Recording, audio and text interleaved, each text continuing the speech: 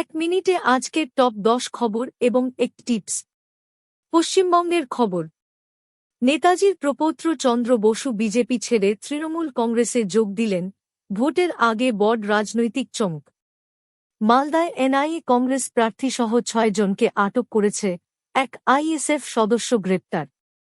উত্তরপ্রদেশের মুখ্যমন্ত্রী যোগী আদিত্যনাথ বলেছেন, বাংলায় বিজেপি এলে গড়বে অন্তর্ভুক্তিমূলক সরকার। প্রধানমন্ত্রী নরেন্দ্র মোদী বলেন, বাংলার প্রতিটি বিজেপি প্রার্থী মোদীর প্রতিনিধি। নির্বাচন ঘিরে পশ্চিমবঙ্গে একাধিক মামলায় ইডি তদন্ত জোরদার করেছে। ভারত ও বিশ্বের খবর। ডোনাল্ড ট্রাম্প পোপ লিওকে কটাক্ষ করেছেন, ইরান যুদ্ধ নিয়ে বিতর্ক আরও বাড়ল।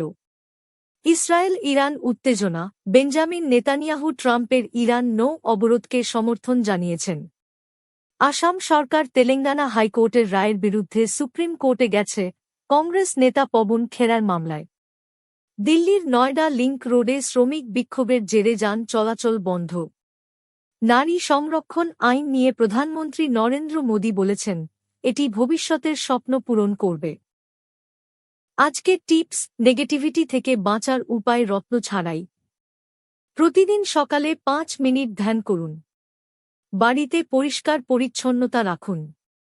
নুন মিশ্রিত জল দিয়ে সপ্তাহে 1-2 বার মোছা করুন। ইতিবাচক মানুষদের সঙ্গে সময় কাটান। প্রতিদিন সূর্য নমস্কার বা প্রার্থনা করুন। এতে মন শান্ত থাকবে ও নেগেটিভ এনার্জি দূরে থাকবে। পরবর্তী পোস্টের জন্য অনুগ্রহ করে লাইক, শেয়ার ও কমেন্ট করুন। নমস্কার।